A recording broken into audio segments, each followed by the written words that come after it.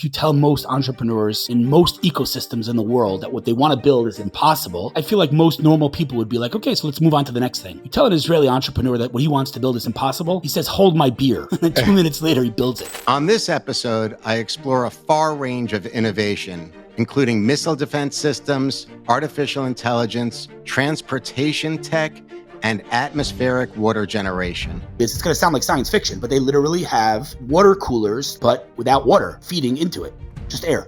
They have machines, from smaller machines to massive machines, that they bring to remote villages in Africa to enable them to have water. My guest, Hillel Fuld, sits at the center of the new tech ecosystem. Forbes recently referred to Hillel Fuld as the man transforming startup nation to scale-up nation. He advises several of the leading tech companies in the world, including Google, Oracle, and Huawei, and is regularly featured in CNBC, Inc. magazine, Fast Company, Entrepreneur magazine, and TechCrunch. Hillel was also recently named Israel's top marketer. As a young man at the age of 15, Hillel moved from New York City to Jerusalem to start a new life. Today, Hillel and his wife are raising 5 children together in Israel. I want to thank Hillel for having such a personal, passionate, and open discussion with me, for taking the time to share his knowledge about truth and the world today. Naturally, our conversation led to the atrocities committed by Hamas on October 7th and the events since then. Hillel, I do hope to see you for that coffee soon in Jerusalem. Thanks for being a great guest.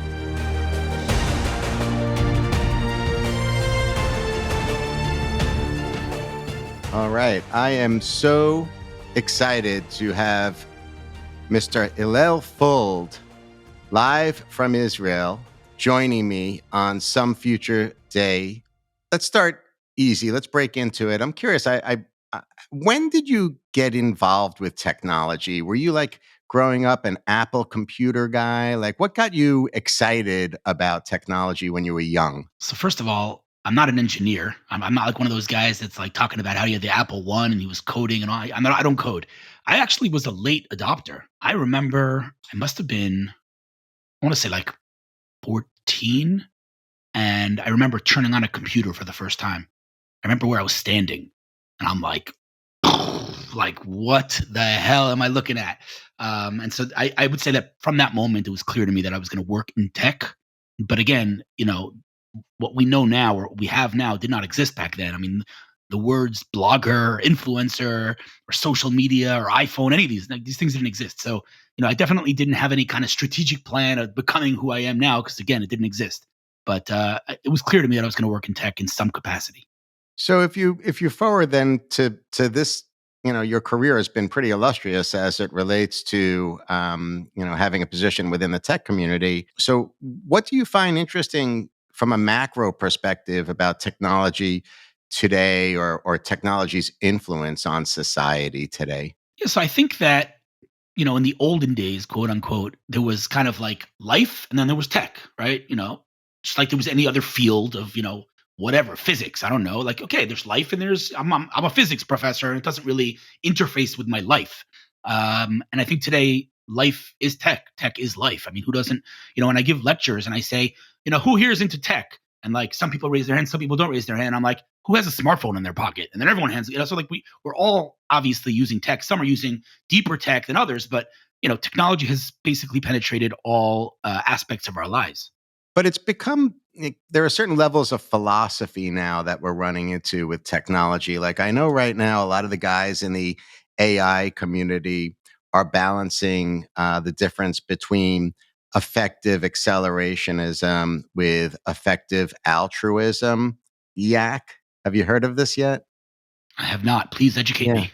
Yeah, so it's kind of interesting. Like the concept of EAC is this one camp where you get people like Mark Andreessen and that cohort where they're saying, we need to have no restraints and no regulation. If we can accelerate the advancements from technology, then as a society, we can save ourselves effectively. AI, if it's untethered, will allow for advancements in healthcare and medicine. It will make the society more profitable and prosperous, and so on. Whereas the concept of effective altruism, or EA, is like, whoa, whoa, whoa. Let's put the brakes on this. Let's get some safety mechanisms in place and make sure we don't destroy the world. So it's funny how, when we were younger, technology was as simple as, wow, the lights are on and maybe I could send a friend an email and do a little research. And now this heavy, lofty philosophy of EAC versus EA is in play. So I know this is, just an initial thought for you, a quick thought, but what's your philosophy? Do you think technology can save the world? So I think that we have to look at patterns. I think it's very important to look at patterns and human behavior. And I think we could see, basically every single time any new invention, innovation, technology was invented, the people in the world freaked out, right? All the way back to like the tractor, right? Think about farmers. They're like, oh my God, the tractor, I'm gonna be unemployed, right? And press and the internet and social media and the mobile phone. I mean, I'm sure you remember, I know I remember when people would say, I don't want people to be able to, access me at all times. Why would I want a phone in my pocket? That's crazy. Or a camera on a phone? Who the heck would use a camera on a phone? These things like weren't that long ago. And so every time a new technology comes out, we freak out. But what ends up happening is that it's a net positive. What ends up happening is that, yes, some people, are affected negatively in the short term. Farmers, publishers, pre-press, et cetera, et cetera. But in the long term, it enhances our lives. It enhances society. And if I may be a little bit, I don't know, blunt, I think that if a person's scared that AI is going to replace them and they'll be out of a job, then perhaps it's worth considering whether they're really maximizing their intellectual potential if a computer can replace them. Maybe if your job is data entry and you're just sitting at a computer at a keyboard hitting keys all day long, maybe you should be out of a job. Maybe you should try to figure out how to activate your brain in a more significant way and do something that a computer can't replace. So I'm in the Mark and Andreessen camp for sure. I think technology will enhance our lives in every way, with the asterisk and with the caveat that in the short term, it's going to get a little scary. Whether it's Elon Musk's what's it called, Neuralink, Neuralink? Neuralink, yeah. I mean, like everyone around me is like, "Oh my God, a chip in your brain!" I'm like, "Bring it on, baby!" So We already have I'm not hardware in our heads, though, right? It's kind of an interesting point, Hillel. If you think about it, like some people will use devices that are implanted into their heads to help them with hearing, right? We already use technology in the human body, but people are still fearful. Right. Yeah. I mean, I have this debate with a lot of my friends and even family members. They're like, how could you put a chip in your brain? I'm like, I don't understand. Like, I go to school, my kids go to school to acquire knowledge.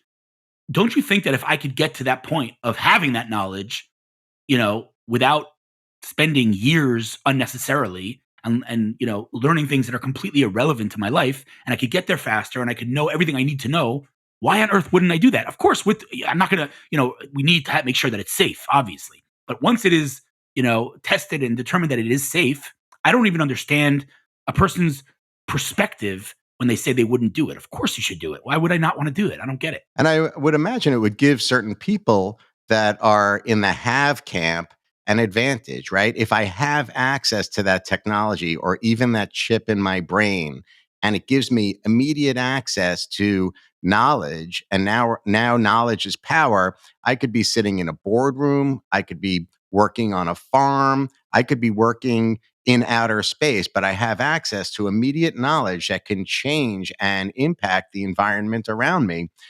Maybe some people in the beginning won't be able to access that level of technology because of cost restraints and whatnot. So perhaps there could even be, I know we're getting a little sci-fi here, but perhaps there could even be a balance between the haves and have-nots where you see a greater divide between the people that are willing to embrace the technology and move essentially like a smart lens, right, which we'll have shortly, like with mixed reality and spatial computing into your brain. I mean, I do think that, now you're entering Black Mirror, Great show. But yeah, no, I think it's a very interesting. I think it's a very interesting discussion. And I think that we are going to see a divide. I definitely do. I think it's going to be a divide basically based on age, right? The older generation is going to be like, oh my God, And I think that the younger generation is going to embrace it. And by the way, like, again, we have to understand that, like, all of the things that we use today, literally all the technologies that we use today, not that long ago, people were saying they would never use, right? Social media. Like, oh my God, I'm going to upload. What about privacy? Like, shut up. What privacy, dude? You don't want someone to know something that don't upload it. And if you do, then whatever, like, and again, the mobile phone and all of it, we all said like, oh my God. And we all use it today. So I think everyone's just to calm down. I think embrace what you want, use whatever technology you want, but to ignore it or to not embrace it, I think you'll be left behind. So it's interesting because a lot of the devices you're talking about create connectivity, right? We're talking about Neuralink and mobile phones and cloud computing and social media. And you would think that the connectivity would have a positive impact on perhaps democracies, on spreading the truth, on advancing humankind. But I'm not sure that that's happening entirely these days. Yeah, but I think that's perhaps taking a tool or a resource and kind of blaming that resource versus the way it's being used by people. I think anything in life, I mean, literally anything in life can be used for good and can be abused, right? It depends how you use it. And so, theoretically speaking, you're right. Something that creates more connectivity should create more unity, should create more positive sentiment versus this distribution of fake news and bullying and all the other problems. But human beings, we tend to ruin things. You know what I'm saying? Like, it's not the technology's fault. It's human beings' fault. And so, I try on a personal level to use it for good, obviously, but it depends on the person. Yeah, I really appreciate what you're saying, Hillel, because the AI idea of artificial intelligence killing off mankind, AGI being dangerous, et cetera. I'm really in the camp of it's up to the people. If we're going to abuse the technology behind a nuclear weapon, if we're going to abuse the technology behind AGI, it's us, humanity, that's the danger. It's not the device and it's not the software. It's the people. Right. And it's an interesting discussion when it comes to autonomous transportation. Because in that case, the very appeal of autonomous cars is the fact that it's not humans driving, right? People are like, "Oh my God, no driver, that's so scary." Dude, like even right now, autonomous cars are hundreds of percentages safer than human drivers. I mean, all accidents are human error. So in that case, the technology is actually enabling us to kind of get away from human error and, save lives basically in a very real way. So, that to me, when people say to me like, "Oh, I'm not gonna, I'm too scared." That's crazy. I mean, come on. Like, why would you want to be in a weapon on four wheels that could drive 100 miles an hour and be dependent on the fact that you don't get distracted for a second? I mean, it's crazy. So, to me, autonomous vehicles and just transportation in general is going to be, one of the most exciting, I'd say, technological advancements in my lifetime. Yeah, I understand. Like you had mentioned Elon Musk a little while ago, and I understand that his company Tesla is actually capturing more data points that are being used for artificial intelligence purposes right now than any other EV or autonomous vehicle, and it's really going to be a game changer on that level. I don't know if you want to like really think far out for a second, but I'm curious like where your mind would go as to like the impact of artificial intelligence on society, for our children, like all the way out. Let's think 10 years out from now. Like, how do you think AI will change the world other than the obvious? Everybody says like jobs are going to change and the disruption of jobs. Like, what do you see across different business sectors? Maybe driving or ecology, perhaps irrigation, these types of ideas. I think it's just if I had to sum up the impact of AI on all sectors, I would say it's optimization. That's what it's about. It's optimization, right? In other words, instead of me having to do step one, two, three, and four in order to get to five, I'll just jump straight to five because AI took care of one, two, and three, and four, right? It's true across all, even today. I mean, even with AI today, and generative AI, obviously. I mean, ChatGPT, right? Everyone, it went crazy, but if you think about it, what is it basically? It's optimizing for our time in this case in terms of generating content. But I think that's what AI does and will continue to do. It will optimize our lives, our lifestyle, our work, our workflow and everything about us. Whether it's again preparing food to transportation to school to everything. Everything's going to be optimized, and to me, that's a good thing. So effective accelerationism, right? Yeah, Accelerate. we'll take it. So, Hillel, obviously, I feel a connection with you because you're a New Yorker originally. I know you moved out of New York City as a teen, but another common thread we have is that we're both Jewish. And notwithstanding the small Jewish population of the world, I think it's at, like people say, it's at about 0.2% of the world's population. Jews have done some incredible things in the world. And I was looking recently at some of your work with regards to new companies and their impact on society. And then I thought, like, what I want to do is like share some older Jews and older Jewish accomplishments, and then segue into highlight some of the accomplishments that you're familiar with. So it's kind of fun. I listed a bunch of famous Jews that kind of come into our tech space. So Albert Einstein, Jonas Salk, who created the polio vaccine. Galileo was a Jew. It's argued a little bit, but people say that, right? I didn't know that Galileo was a Jew. You know that. Selman Waxman discovered the concept of antibiotics. I don't know if you're aware of that. That's a pretty big accomplishment that we gave to the world. Gabriel Lippmann discovered color photography. I wasn't aware of that. Did you know that? Color photography? Obviously, that. Sigmund Freud, the father of psychotherapy. Julius Meyer discovered the law of thermodynamics. I didn't know that. Isaac Singer. So, we'll discount the sewing machine, but think, what a grand breakthrough at a mass level to have a sewing machine as part of, society. And then, of course, that takes me to Levi Strauss, the iconic denim manufacturer. Other contributions that we provided were everybody loves The Weeknd, right? So, according to Exodus 28, we created The Weeknd, technically, right? That's a pretty good accomplishment. And then I could go out. There's a list of, things like crop rotation, public schools, the census, animal rights, the concept of asylum and equality under the law. It goes on and on. But let's fast forward. Like, I'm having some fun with you here today. Let's fast forward to some of the modern Israeli inventions that people might not know about. Something that I think is super compelling is Waze.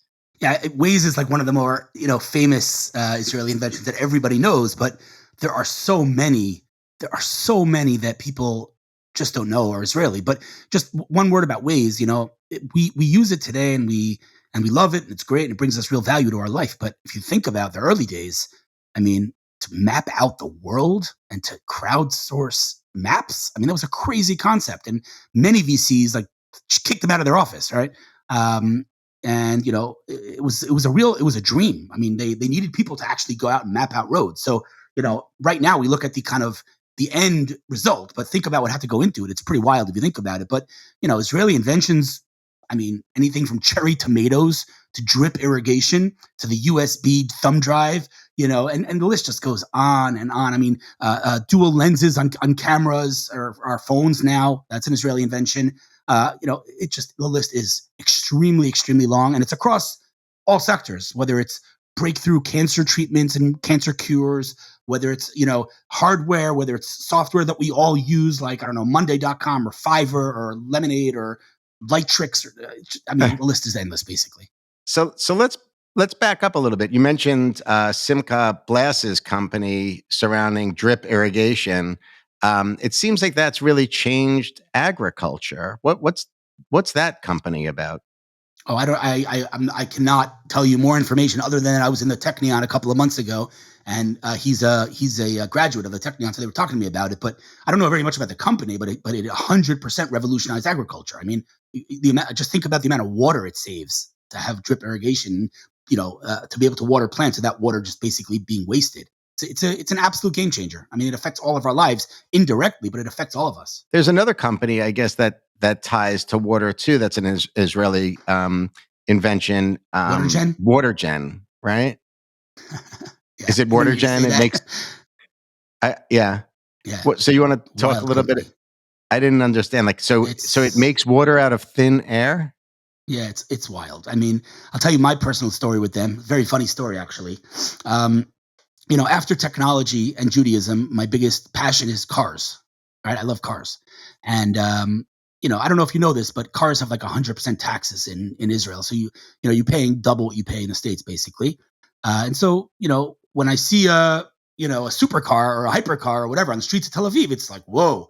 One day I saw a Rolls Royce Phantom driving in Tel Aviv, and I'm like, that's millions and millions of shekel. Like, who the heck?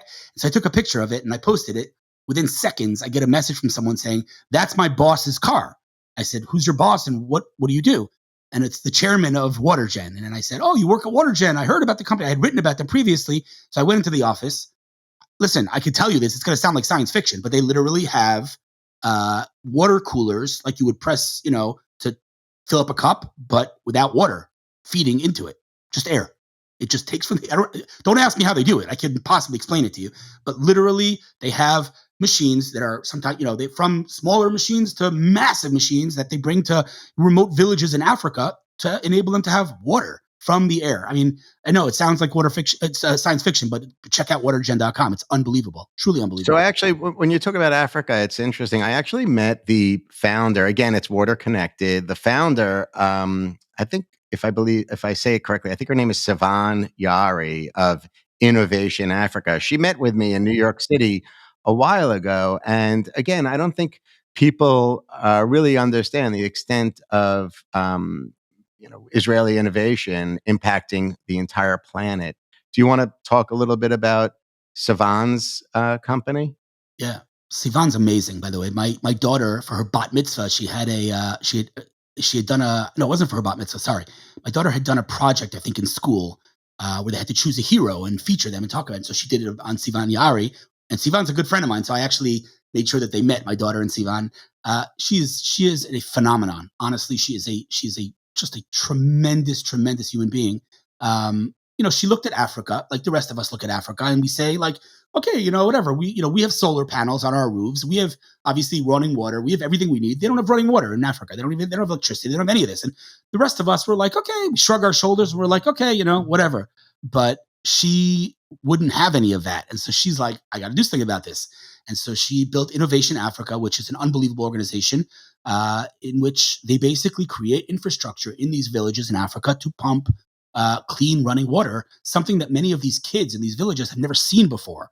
And it's there's a video on YouTube that you watch, and it's just so beautiful because these African kids are playing with running water and they're thanking their brothers and sisters from Israel. And it's like unbelievable to think that in 2023, had it not been for Sivan Yari, these villages would not have running water. It's wild. Yeah. When I met with her originally, we were introduced, actually, you might know the Nakash family, Shaul Nakash. Shaul's my boy. I love Shaul. So Shaul was a client of mine with Jordash for many, many years. I love Shaul too. Big shout out for Shaul on this episode. It's the best. The best. So I know that Shaul was on Sivan's board. And I said, like, when I first learned about it, I said, like, is this like a governmental backed, like, goodwill company? And Sivan thought I was like cuckoo to even say that. Like, it really came from her vision and her heart. And she like rolls up her sleeves and gets into these remote villages in Africa and makes sure that they have clean running water, potable water. Right? It's wild. It's incredible. I think the innovation on the healthcare side is really interesting too. Like, I actually ran into a colleague of mine, true story. I ran into a colleague of mine at NYU, actually, who said that his father was able to access Israeli technology. His father had a massive stroke, and he said if he was living here in the United States, he would not have been able to access this technology. He would have died. And in fact, because of the regulations here in New York, but because he was overseas in Europe, he was able to access this unique new innovation that allowed for his father to not only live, but to thrive, where he's okay now. So there's some interesting stuff that's going on. Like, for example, Professor, I might, excuse me if I butcher his name a little bit, Professor Yaakov Namias created this regenerative heart tissue through this new Israeli stem cell tech. I mean, the advancements to be able to study a live miniature heart is huge for us. Like, why don't we hear more about this on a global scale? It's because I don't do a good job, obviously. I'm just kidding. I don't know. The truth is, I'm surprised you don't hear about it. I mean, I feel like Israeli tech does get a lot of hype, and I think that, that specific invention I read a ton about. But, I mean, I think that as a generalization, I think Israel is much stronger at tech and innovation than it is at PR and marketing. Let's just say that as the understatement of the century. We had another guest, you might know, a guy named Robert Scoble out of California, who mentioned that Israel is probably number 3 right now with regards to innovation in AI, just behind the United States and China. Why do you think Israel is such a flourishing state for innovation and technology? So first of all, another shout out to Scoble. He's my boy for a very long time, very good friend. Um, I think that I disagree with him, actually. I don't think that we're number 3. I think it depends how you measure it, obviously. Depends what your metrics are. But first of all, per capita, we're by far number 1. But I'm not sure that I agree that we're number 3. Maybe in absolute numbers, I guess we're number 3. But I think in terms of innovation and creativity, and Israel's leading the way. Why it is, how it came to be that Israel is this technology, leader. There's a lot of literature on that. Obviously, the book Startup Nation and many others. I think it's a combination of many different components. I think it's a cultural component of, just kind of the Jewish people and their need, and our need to survive and flourish under pressure, which is something we always did as a nation. I think it's political or governmental. The government plays a very active role in encouraging innovation in Israel. I think it's the military that plays a massive role in terms of, teaching soldiers and young adults about innovation and out of the box thinking. I think it's many different things. But I think it all comes down to the mindset of an Israeli entrepreneur that, I feel like if you tell most entrepreneurs in most ecosystems in the world that what they want to build is impossible, I feel like most normal people would be like, okay, so let's move on to the next thing. You tell an Israeli entrepreneur that what he wants to build is impossible, he says, hold my beer. And 2 minutes later, he builds it, right? And that's true Incredible. take the Iron Dome. Like everyone's talking about the Iron Dome, knocking rockets out of the air, detonating rockets mid-flight. Like this stuff is like science fiction. I mean, we know that it works now with incredible precision, but I don't know if we've ever thought about how deep that technology has to be. And I can tell you that Daniel Gold, who's a friend of mine who invented the Iron Dome, told me that when he had this idea, he went to the military for funding, he went to the government for funding, he went to the US government. No one believed it was possible. No one. And he built it. And so that's, I think, a good case study of how Israeli entrepreneurs think. Don't tell me something's impossible because I'm going to do it. That's pretty cool. I've heard interviews of Netanyahu talking about the fact that he really played a role in unlocking the entrepreneurial spirit to drive growth in the tech sector for the Israelis. Feeling very much like the generation before us would not have been able to get that type of innovation opportunity because there was, more of let's say like a socialist type of government structured from, the early days of Israel. And Netanyahu really in one interview took a lot of credit for unlocking this Israeli tech innovation spirit. Could I say no comment? Nah. Yeah, I'm no not. comment. I don't think anyone really believes that Netanyahu is to credit for this. I mean, I think he's maybe taken it one step forward and really jumped into AI and built a relationship with Elon Musk, and I think it's great. But I don't think he thinks or anyone thinks that he deserves the credit for Israeli innovation. He's another link in the chain. I feel like this has been. I mean, Israel as a state is the world's best startup, right? I mean, this country makes no sense, like no sense whatsoever. Like from literally. By the way, today in 1947, or sorry, 1948, I guess. 1947, actually. Yep. Yeah, today was the partition plan where the UN gave the Arabs a state and the Jews a state. Obviously, the Jews agreed and the Arabs declined and rejected and then attacked Israel and lost. But if you think about it, like there's not a military strategist in the world who can explain to you how this tiny little country fighting all these massive armies around us with basically our sticks and our stones won the War of Independence, the 6-Day War. I mean, these are like miracles. And so, Israel as a state, I believe, is the best startup in history. And so, I feel like it's just ingrained in our DNA as a nation to innovate and to make the world a better place. So, since you mentioned the partition plan, I just want to let for people listening or watching the show, I just want to talk to that for a second. So, we're recording this on November 29th. In 1947, the United Nations General Assembly voted 33-13 in favor of the partition plan. It was a proposal by the UN which recommended a partition at the end of the British mandate. And as you mentioned, Hillel, it was rejected by the Arabs. But effectively, the idea was to create an independent Arab and an independent Jewish state, and then a special international regime for the city of Jerusalem. But that was rejected, and it was today. The anniversary of that is today. Yep. Right. Coincidentally, right? It's kind of crazy. But, it is. Yeah. It really is. It's interesting. Going back, you mentioned just. I want to talk about the Iron Dome for 1 second, and then we'll pop back over to where we are now. So, like the iron. Am I right in understanding that the Iron Dome technology is actually evolving again to include lasers now? Did I read that? It's not the Iron Dome. It's the next product. It's not the Iron Dome. It's a new product that basically. The reason that it's much more appealing than the Iron Dome is because each Iron Dome missile is insanely expensive, right? And so if you think about it, Hamas has fired tens of thousands of rockets since this war began. Each time we detonate those rockets, it's costing us an obscene amount of money. These lasers obviously are significantly more affordable. I don't know. I got to be honest. I don't know very much about it.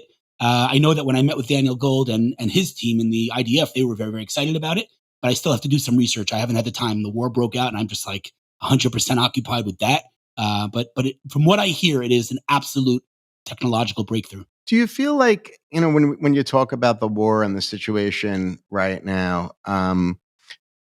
again, we keep Elon Musk keeps popping up into our conversation today, and I know that he was in Israel this week.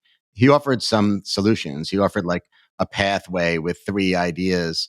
They included killing off Hamas, re-educating the next generation of Palestinians, and then giving them prosperity. In many ways, similar to what we saw with the United States in World War II in places like Japan and Germany. I'm curious what you think about that approach. Due respect, right? I love Elon Musk. I think he's brilliant. But I think that plan is extremely naive, because you can't compare radical Islam to any other culture or ideology. Radical Islam is so ingrained. You can try to re-educate. You can't. Prosperity won't help. I mean, let's just get personal here. My brother's murderer was a Palestinian kid who was leading a very affluent life. He was missing nothing in his life, and so that concept of we're oppressing them, and that's why there's so much terror. If only we wouldn't occupy them, they would love us. Come on, really? Like, are we past that narrative already? Like 1929, there was no state, there was no occupation, and Arabs were massacring Jews in Hebron. Like, come on with that already, So I think Elon Musk is making a mistake that I believe is very widespread in Western society today, which is taking our values in Western civilization and thinking we can apply them to radical Islam, but we can't, because they don't share those values. Our core values, for example, if I treat you with dignity and respect, you're going to treat me with dignity and respect. That is something that we believe in our bones. It's our core. That's not something that they agree with. They meaning radical Islam. You could treat them with respect. You can go and initiate all kinds of programs for the advancement of the Palestinians, and they're going to murder you just like they'll murder me. So this whole let's give them prosperity and they're going to stop hating us. It's a little bit naive, and re-educating again. You can't get rid of an ideology. Yes, the first part of his plan, killing off Hamas, great, but no one kids themselves to think that once we get rid of Hamas, that the next ideologies, or the next representation of that ideology is not going to pop up. It will. I mean, there are many other, even now, right? We talk about the PA, the Palestinian Authority, and the world. Like, it's ridiculous and it's laughable and it's incredibly inaccurate to differentiate between the Palestinian Authority, the moderate Palestinian Authority, and Hamas. Oh, they want peace. Give me a break. Abbas, the guy's been, he had won election 20 years ago. This is his eighth, what's it called, as president of the PA. The guy's right. He wrote his PhD on the what's it called, Holocaust denial. Denier. He is a Holocaust denier, and the guy's a full-blown terrorist. I mean, who created the PLO? Yasser Arafat. Right. The guy was a terrorist. Like, we got to stop with this fake, like, oh, there's Hamas and then there's the Palestinian Authority. It's all the same. It's Islamic Jihad, it's Hezbollah, it's ISIS. It's all the same. It's radical Islam. We give them different names, but it's the same garbage. And so I don't think that you can re-educate, somebody that has that ideology so ingrained in them, and it's something they believe in so deeply. Imagine you were trying to convince me or trying to re-educate me, Hillel Fuld, that murder is okay. You could never do that, because in my the acts of October 7th, I'm sorry to interrupt, but like, this is worse than murder. I mean, you're talking about a situation, as you're very well aware, right? I don't want to, say this, I'll let you go off on it, but, we're talking about murder and rape. We're talking about, the violence that we haven't seen since medieval times, where people were decapitated, and, babies, literally today, as we're speaking. I don't want to I don't want to talk about atrocities, man. I don't want to. It triggers the hell out of me when we talk about this stuff. I'm staying far away from it. All I'll say is as follows. It's very simple, right? October 7th happened, and from my perspective, as someone who's a cup half full kind of guy, I said to myself, you know what? If I could even find a little optimism here, at least the world will finally see what we've known for decades. At least the world will finally understand the savage nature of radical Islam. At least the world will finally stand with us. And here we are. So, you know what? I don't expect anything from Hamas and radical Islamic terrorist organizations, but I do expect from the West. And the West has been the biggest disappointment of this war. The fact that the West does not unequivocally, and I mean the West as one civilization, the fact that the West does not stand unequivocally with Israel is a stain on the West's history, and will go down in history as one of the biggest betrayals of Western civilization since the Holocaust, as far as I'm concerned, maybe even more. So, that to me is just hard to even grasp, that the West, that anyone in the West doesn't stand with Israel at this point. It's mind-boggling. Yeah, unfortunately, we saw the West behave that way, including the United States during World War II, when our president turned away boats of Jews coming to flee from the Holocaust in Europe. But obviously, there's like this like sickness. There's like this lack of moral clarity, and it's permeating the West's government, the universities. I mean, I saw, for a while now, I said, like, why aren't all these women activists standing up and supporting Israeli women? They had nothing to say at all, until I think now Sheryl Sandberg is finally standing up and saying something. But it took more than a month for anyone saying, nobody's saying anything. No leaders, nobody in government. There's just such a blatant lack of moral clarity as it relates to this situation, Hillel. Yeah, I actually think Sheryl Sandberg was one of the only women who did speak up, but I agree with you 100%. I think that the double standard, hypocrisy surrounding the world's treatment of Israel and the Jews is staggering. It is staggering. It is hard to believe, hard to digest, but it's reality. It's always been reality. I don't know if you know this, but the UN passed a resolution yesterday for Israel to return the Golan Heights to Syria. Like, you can't make this stuff up. I mean, the UN makes Iran the head of their Human Rights Council. Like, the world has lost there's no moral compass. That's it. They've lost it completely. And so, on the one hand, it's shocking and appalling and disgusting that these feminist organizations have not spoken up. On the other hand, it's a surprise to no one. It doesn't surprise me anymore. I've lost all, hope that the world will view Israel at the same standard that it views the rest of the world. That just will never happen. Yeah, I wonder, like, if it's this, if there's like a certain level of lack of education, or if it's just straight anti-Semitism. Like, you look at like the climate change movement, for example, and their poster child, Greta Thunberg, was recently in Sweden, I think less than a week ago. What does the climate change movement have to do with, she was carrying a Palestinian flag and shouting out against the Jewish people? Like, what does that have to do with climate change? Well, you don't know that the Zionists are responsible for climate change? I actually, all kidding aside, it's my understanding that Israel is one of the most climate change friendly states on the planet. Yeah, I mean, again, here's the problem with your question. Your premise is that it has to make sense. It's like, how could a person who's in climate change, be siding with the Palestinians? Where's the logic in that? Forget logic, man. Forget logic. Like, you got to take that out of your head. You got to stop saying, and I'm not saying this to you, I'm saying this to anyone who has expectations from the West. We have to stop thinking and kidding ourselves that the standard that the West applies to the rest of the world is the standard they're going to apply to the Jews. It's never been that way. It's not that way now, and it never will be that way. It's pure, old-fashioned anti-Semitism, Jew hatred, the oldest hatred in the world. It takes on a new face in every generation. And in today's generation, it's called anti-Zionism. It's all the same. Any excuse to hate the Jews, any excuse to scapegoat the Jews. And she's just another one in history that's going to go down as just a full-blown Jew hater who just found some excuse to latch onto to hate the Jews. Yeah, I think it's interesting just to connect back what's happening in the West. And when you talk about like academics, like our universities, you're seeing uprisings on campuses, throughout not just the United States, but throughout the world too. Do you think there's a way to reach that next generation, let's say, Gen Z effectively, and show them, the truth? It's a complicated question, man. I'm telling you, like I'm an optimistic guy, right? So I always want to believe there's hope. But when I see that there's a trend on TikTok of American youth praising bin Laden, it's very hard for me to be hopeful, if I'm being totally honest. These people are ideologically completely lost. They just are completely gone off the deep end. And there are no more, things that are out of bounds. It's anything goes, right? Literally anything, right? It's on campuses. It's on TikTok. It's, in parliaments. Yesterday, the city council of Oakland. Did you see this thing? I did. They I literally sure could not denounce Hamas. Like, it's gotten so crazy and so immoral that I don't know. I don't know the answer to your question. I don't know if those Gen Zers can actually be re-educated or can actually see the truth and see the light, because they are so far gone.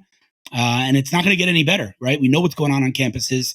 And if this is our next generation, then honestly, I'm pretty worried about Jewry outside of Israel. It's like this global anti-Semitic moment happened with such a rapid pace. Like, I always felt as a New Yorker that there was anti-Semitism, but never did I imagine that in our lifetime we would see it just spread across every major city on the planet, from Paris and London to San Francisco, New York City, and in all institutions, from media to government and across the board.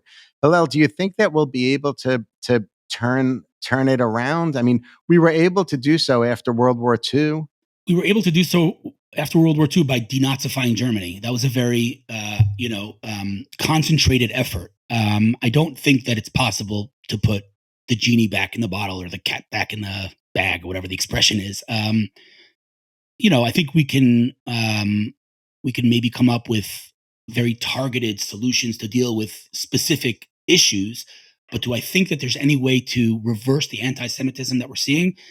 On the contrary, I think it's terrifying that in Germany in the 40s, it took years of the dangerous rhetoric to transition into full-blown extermination of Jews. Years. It took here 1 month. 1 month since October 7th, and you saw Jews being beaten to death in the streets of Los Angeles. 1 month. So logic dictates that this is moving very fast, which means that it's going to continue to move very fast. And I don't want to think what the world will look like in 1 month or 2 months or 3 months or 6 months from now when it comes to anti-Semitism and Jew hatred. I'm genuinely terrified for my brothers and sisters around the world. I really am. I know you are, as am I. So is there anyone that you could point to that would be a beacon of light? Anyone that you think is doing things the right way, or any entity that you can highlight to show perhaps this is the way we should be doing it on a global scale? The answer to that question is, I think the state of Israel as a whole, right? I think that, whether it's the military that goes to extraordinary lengths, and one might say maybe even too far when it comes to, avoiding and preventing civilian deaths, dropping pamphlets and SMSing people and telling them we're about to attack means that we get rid of the element of surprise, which is not a very good war strategy. But we do it because we don't want innocents to die. And yet the world still says that we've killed 10,000 kids, or whatever stupid number they make up from Hamas's propaganda machine. So what are we even doing, right? We're getting rid of our element of surprise and deterrence in order to accomplish something that we're not accomplishing anyway. And so I think that the state of Israel is a beacon of light. Again, with its military, with its technology, with its healthcare across the board. I think Israel is a is a bright light. We say we're a light unto the nations. I really believe that to be the case. I feel like what we're doing to make the world a better place, whether it's every time there's a natural disaster, we're first on the scene in terms of rescue units, and like I said before, cancer treatments. Israel is really, to me, a beacon of light in this very, very dark world. But you could take endless thousands of startups in Israel as an example of a beacon of light. There's just so many. But I Hillel, think that you spoke the world is getting dark. You highlighted the I think they're called knock bombs, right? Where Israel gives advance notice to certain buildings that they're going to be bombed so that they can avoid civilian casualties. And it's clear that the Israelis, as a military, have gone out of their way to avoid civilian casualties more so than any country, I think, in the history of war. Beyond what you're talking about, they've also provided open, free corridors for Palestinian civilians to move south away from the attacks. But I know that when that happened, that was also created a situation where I believe the Hamas were shooting at the civilians trying to leave that area. Hamas, on the flip side, is attacking Israeli civilians and also using their own civilians to protect them, both in breach of the Geneva Convention. So it's pretty remarkable if we look at if we dissect all of these issues over and over again. We really shouldn't forget that this is still happening. But again, to reiterate what I said before, I don't expect anything from Hamas. But the fact that everything that you just said is true, and the Western world still presents Israel as the aggressor, the oppressor, and as this nation committing genocide and apartheid and all the stupid, ridiculous claims that are being thrown at Israel, despite the facts. We have the facts. They're documented. It's not even like Hamas is ashamed of it. They're proud of it. We have video. And yet the world, it didn't really happen. Israel killed their own people. It's like, what does Israel have to do, right? So I think the answer is, no matter what we do, no matter what, how much justice is on our side, no matter how far we go to minimize civilian deaths, Jew hatred will overpower any of it. And that is what we're seeing on the ground. And it's a very real thing. It manifests in very, very real ways. Yeah, and we see this hypocrisy happening all over the world, right? Like Palestinian leaders have spoken out publicly as recently as 2 weeks ago in London saying that they will do this again and again and again to Israel.